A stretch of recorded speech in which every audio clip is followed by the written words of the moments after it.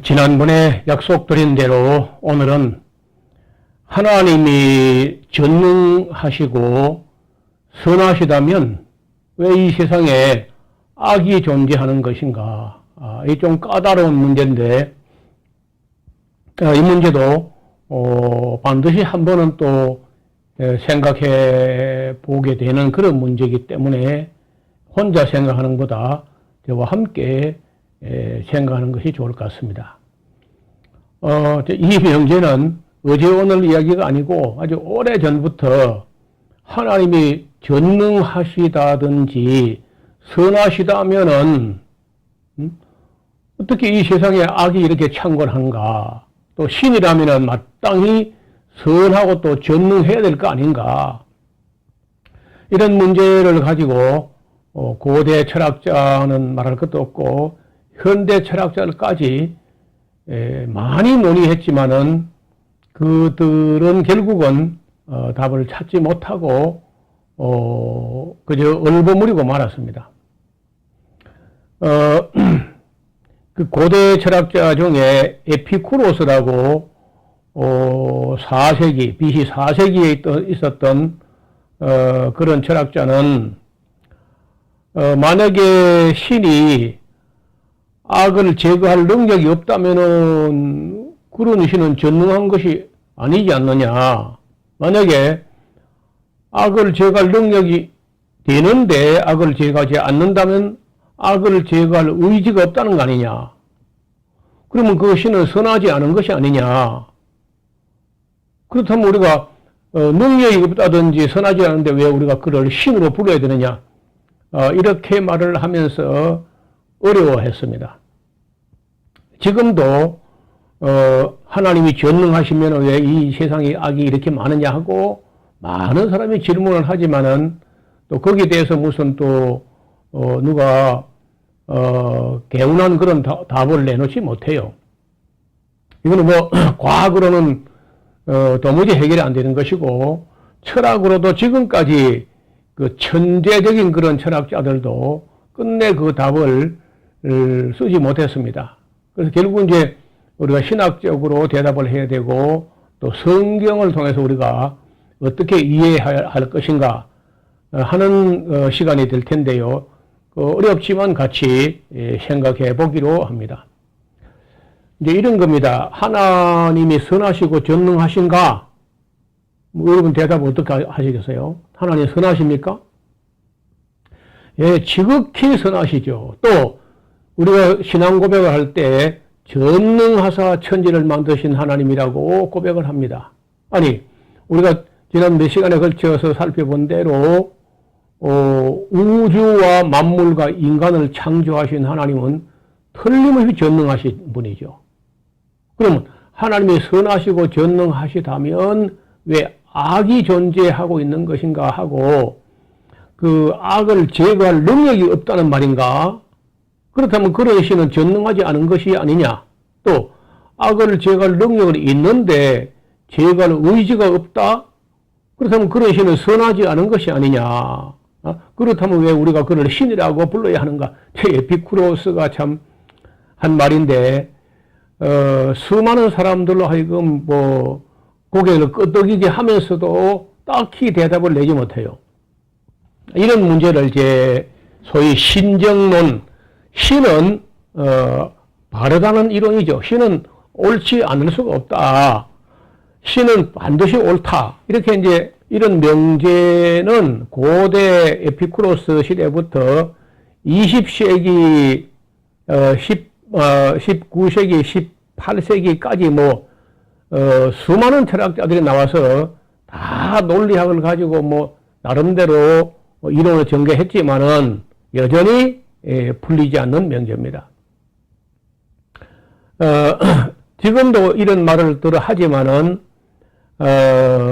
이러한 의문을 가지고 있는 사람들이 많은 것도 사실이고 요즘 와서 누가 그걸 뭐 구체적으로 논하고 뭐 따지고 하지는 않으나 어떻든 사람들 마음속에 그 사그라들지 않고 있는 의문 중에 하나예요.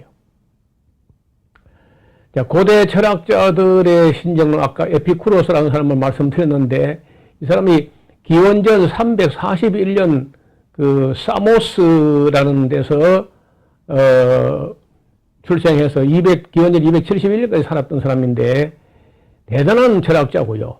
그리고 이 에피쿠로스 뭐 쾌락주의 학파의 창시자라고도 할 수 있습니다. 그는 얼마나 뭐 그 훌륭한 사람인지는 우리가 다는 모르는데 저서만 해도 300여 권이나 된다고 하는데 그 중에 지금까지 전해오는 것은 일부만 전해집니다.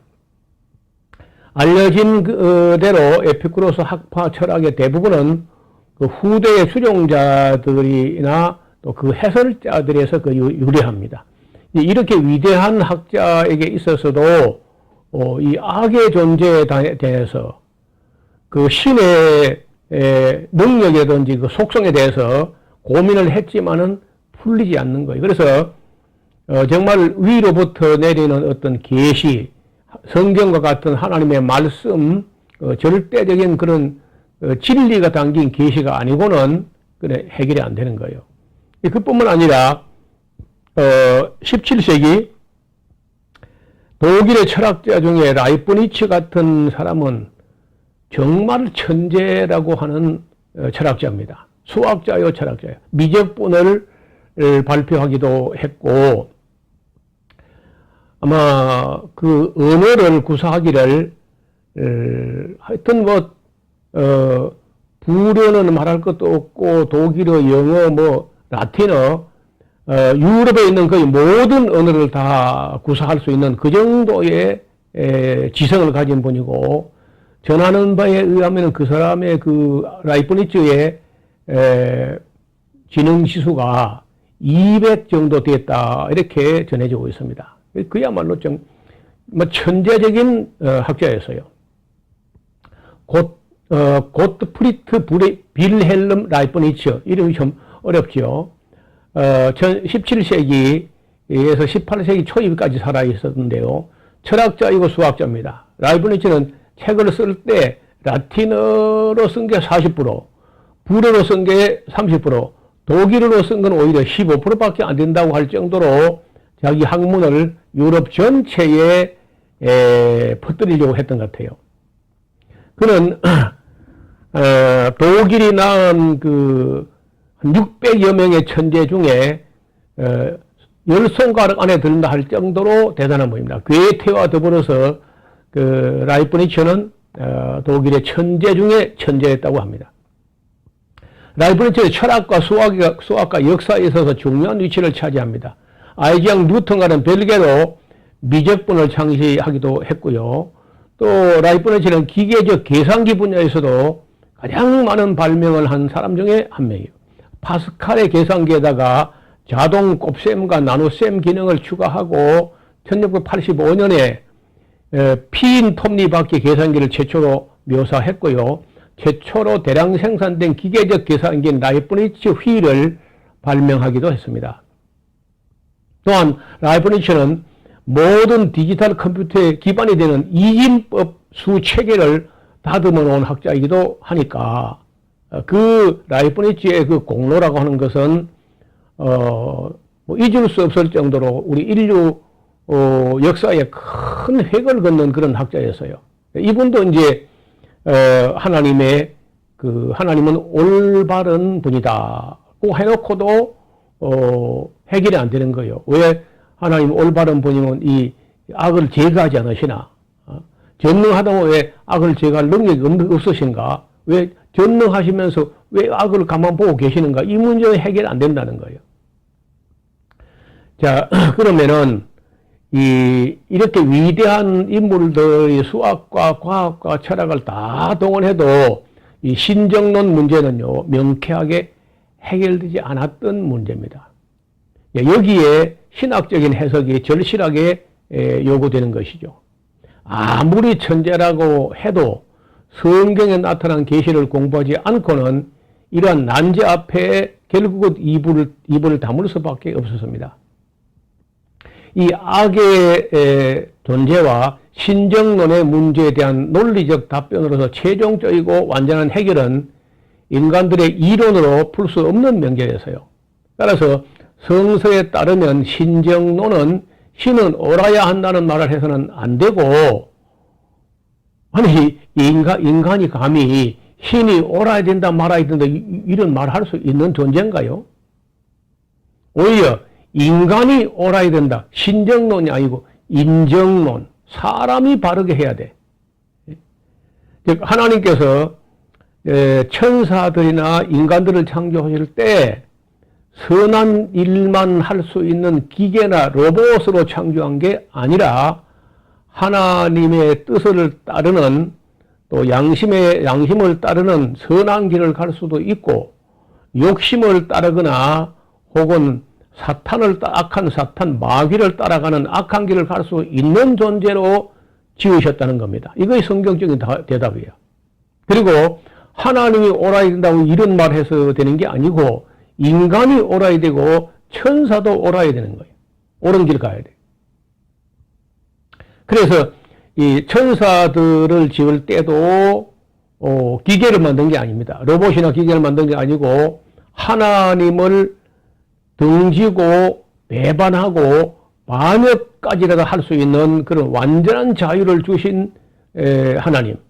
인간을 창조하실 때도 완벽한 자유를 주셔가지고 심지어 하나님의 아들 하나님을 거역할 수도 있고 하나님을 끝까지 거역하다가 지옥이라도 갈 수 있는 완전한 자유를 주셨다는 거예요.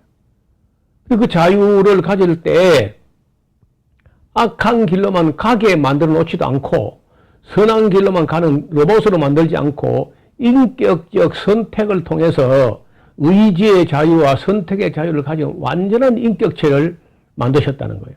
그래서 그에 대해서 자유가 주어졌기 때문에 책임도 그 자유를 가지고 선택한 존재, 천사든 사람이든지 간에 그런 자유의지와 의지의 자유와 선택의 자유를 가지고 어떤 길을 선택해서 어떤 길을 갔느냐에 따라서 자신이 책임져야 되는 것이지 그거를 하나님이 옳아야 된다 말아야 된다 이런 말하는 존재가 아니라는 것을. 인간도 그렇고 천사도 그렇고. 그래서 결론은 신정론, 신이론, 변신론, 호신론 이런 말들이 처음에는 마치 하나님을 위하는 양 출발했지만은 신학적인 해석이 없이 인간들의 이론으로는 하나님을 오히려 이상하게 생각하게 하는 그런 수준에 그치고 맙니다. 하나님께서 인간이 걸어갈 수 있는 길을 두 가지로 열어놓으셨는데 크게 양심을 따라서 하나님의 뜻을 따라서 선한 길을 갈 수도 있고 욕심과 마귀를 따라서 악한 길도 갈 수 있는 완전한 자유의지와 선택의 자유를 주심으로써 그 결과에 대한 책임은 하나님께 있는 게 아니라 자유의지를 가지고 선택하고 걸어간 그 당사자에게 책임이 있다는 거예요. 그래서 하나님이 심판하시는 거거든요. 천사들과 인간들은 자기에게 주어진 자유를 가지고 욕심을 따라서 악한 길을 걸어감으로써 악이 발생한 것이어서 그 결과를 하나님께 물을 수 있는 게 아니라 천사들과 인간들이 자신의 선택의 결과에 따라서 심판을 받게 되어 있다 하는 게 성경적 교훈입니다. 또 사람들의 눈에 볼 때 악이 너무 오래 가는 것이 아니냐 하고 의아해하지만은 실제로 인간이나 또 뭐 마귀는 좀 악을 오래 행하지만은 인간이 뭐 악을 행할 수 있는 길은 그리 길지 않습니다. 이 영혼에 비해서 우리 인생의 일생이라고 하는 밤의 한 경점, 깜빡하는 순간에 지나가는 그 기간에 어느 쪽을 선택하느냐. 근데 대부분이 양심을 쫓아서 하나님을 따라가는 길을 찾지 아니하고 그 좁은 길로 가지 않고 인간들이 마귀를 따라서 혹은 욕심을 따라서 세상을 따라서 유행을 따라서 시류를 따라서 악한 길로 넓은 길로 간다는 거예요. 이게 사망의 길이죠. 그래서 하나님이 왜 선하신데 악을 제거하지 않느냐고 할 것이 아니라 인간이 자유의지가 있는데 왜 선한 길을 택하지 않고 악한 길을 택하느냐 이건 물어야 돼요. 신정론, 신이론, 변신론, 호신론 여러 가지 뭐 말로 붙여서 마치 뭐 인간들이 하나님을 변호할 수도 있고 뭐 평가하거나 심판하거나 논단할 수 있는 것으로 생각하지만 그건 매우 잘못된 생각입니다. 오히려 인간들이 하나님 앞에서 인간 스스로 돌아보고 자신들이 추종해왔던 악한 사탄과 마귀의 올무에서 벗어나서 하나님께로 돌아오는 길만이 악에서 벗어나는 길입니다. 오늘은 여기까지 말씀드리고 다음 시간에 또 이런 혼자 생각 어려운 문제를 같이 나누도록 하겠습니다. 끝까지 들어주신 것을 감사드립니다. 혹시 성경과 기독교 진리를 알고 싶어하는 분들은 언제든지 예스라우스 홈페이지에 오시면은 많은 자료들이 있고 또 궁금하신 것들은 무엇이든지 질문할 수 있습니다 하는 방에서 질문하시면은 또 최선을 다해서 답을 드리도록 하겠습니다. 감사합니다.